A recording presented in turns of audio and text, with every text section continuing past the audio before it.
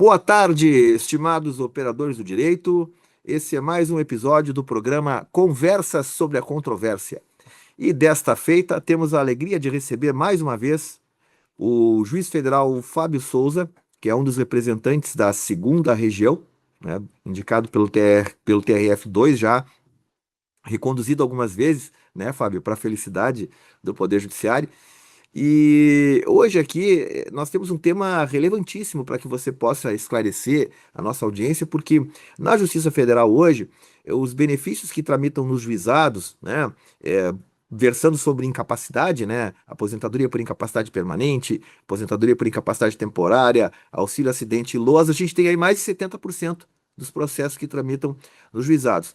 E temos uma controvérsia muito relevante com relação aos critérios, né, para efetivamente reconhecer a existência da deficiência de forma a permitir a concessão do benefício de LOAS. Diversos critérios, muitas vezes o pessoal confunde incapacidade com deficiência, né, Fábio? E então eu gostaria que você falasse um pouquinho a respeito do que a TNU teve que examinar para fixar a tese do tema 385. Muito boa tarde. Olá, Daniel, boa tarde. Muito bom estar aqui de volta no programa Conversa com a Controvérsia.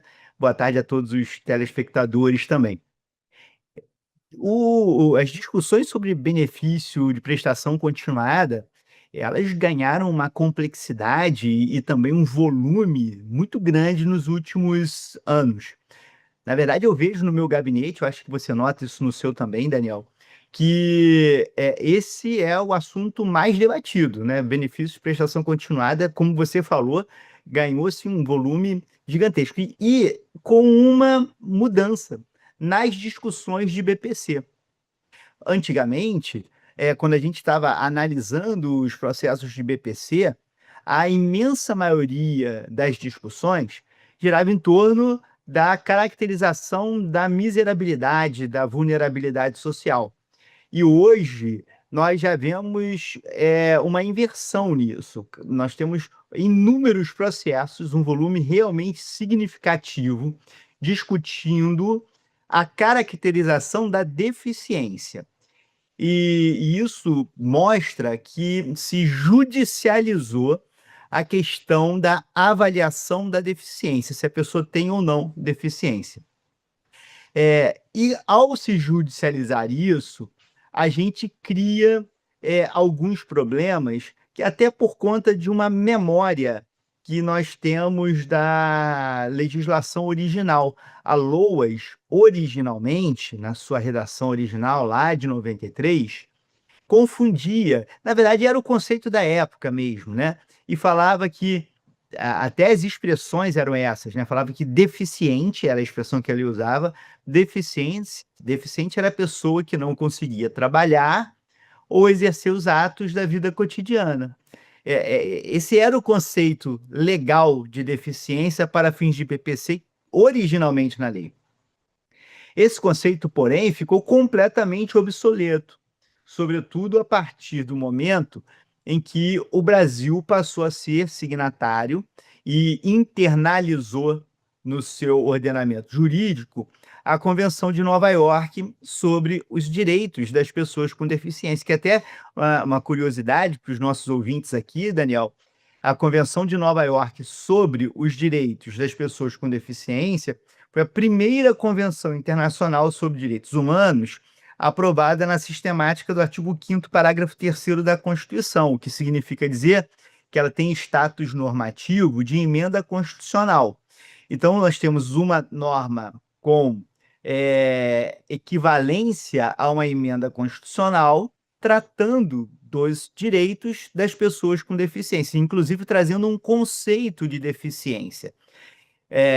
Traz um conceito que, por ter esse status normativo de uma norma constitucional, se irradia para todo o ordenamento jurídico, inclusive para o BPC. Não à toa, a LOAS foi atualizada e traz um conceito de deficiência agora de acordo com aquele da Convenção de Nova York, dizendo que deficiência é o impedimento de longo prazo de natureza física, mental, intelectual ou sensorial, que, associada a barreiras, gera desigualdade de oportunidades de participação plena e efetiva na vida social.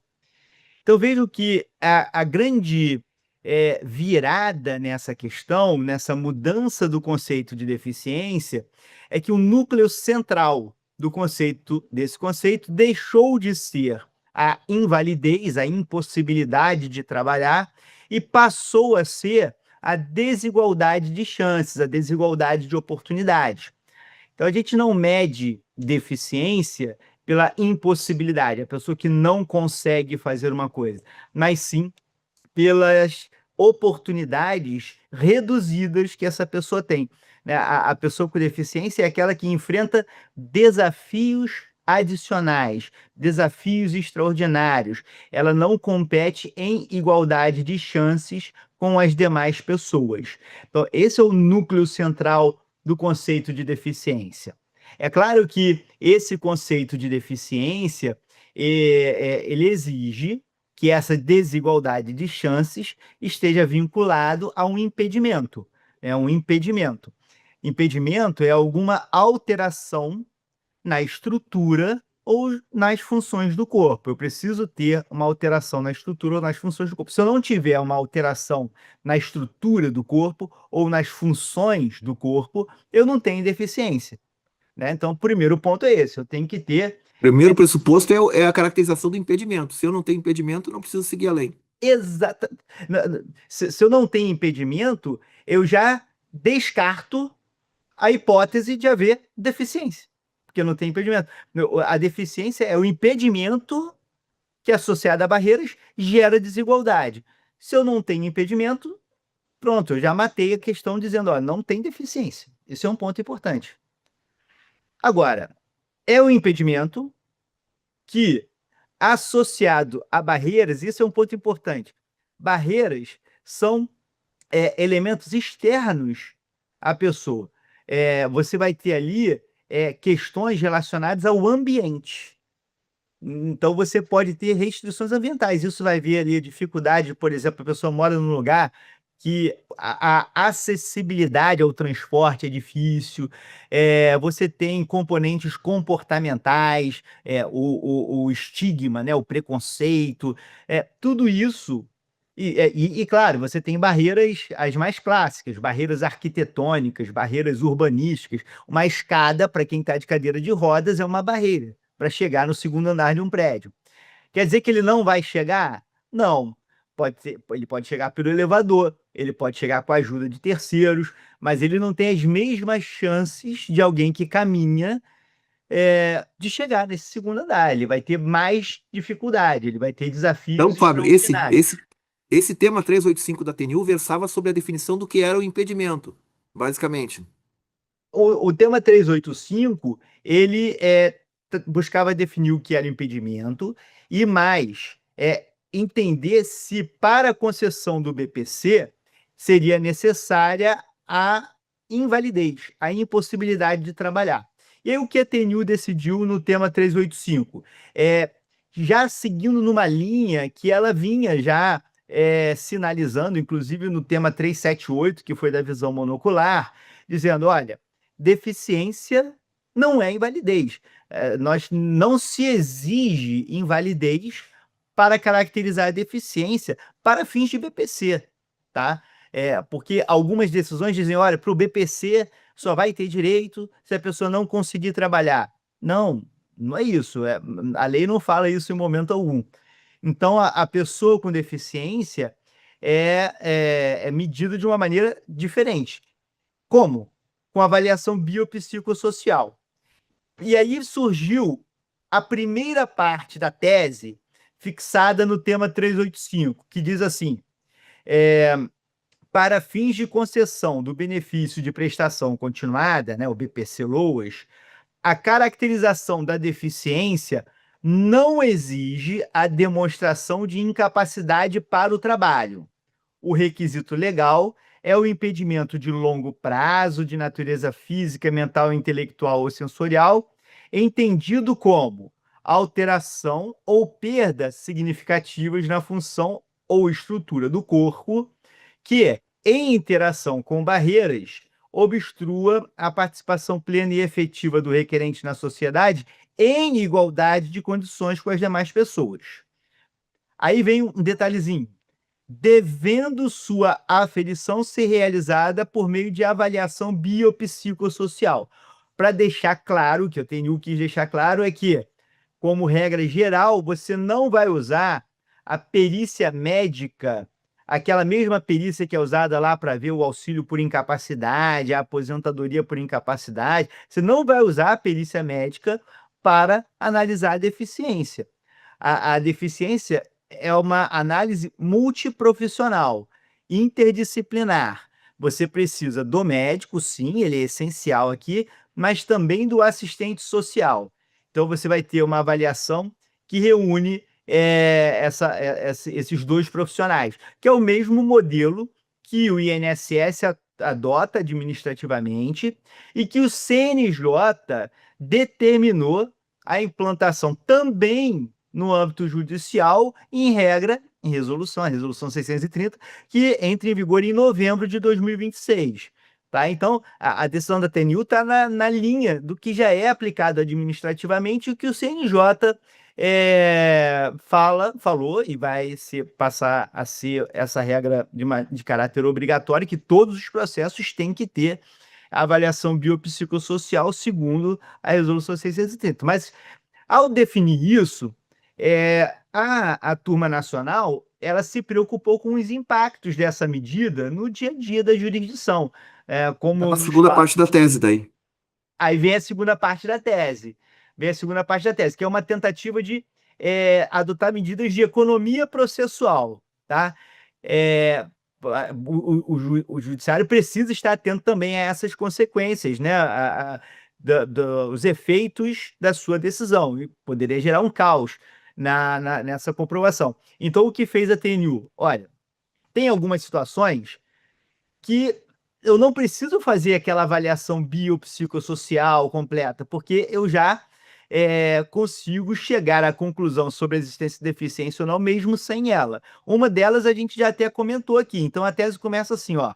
Como medida de economia processual, o julgador poderá adotar os seguintes parâmetros. Então, o primeiro parâmetro a gente já comentou na nossa conversa. A constatação judicial, com base em perícia médica, de inexistência de impedimento de grau leve ou de impedimento passível de resolução em menos de 2 anos, dispensa a realização de avaliação biopsicossocial, por afastar pressuposto necessário à caracterização da deficiência.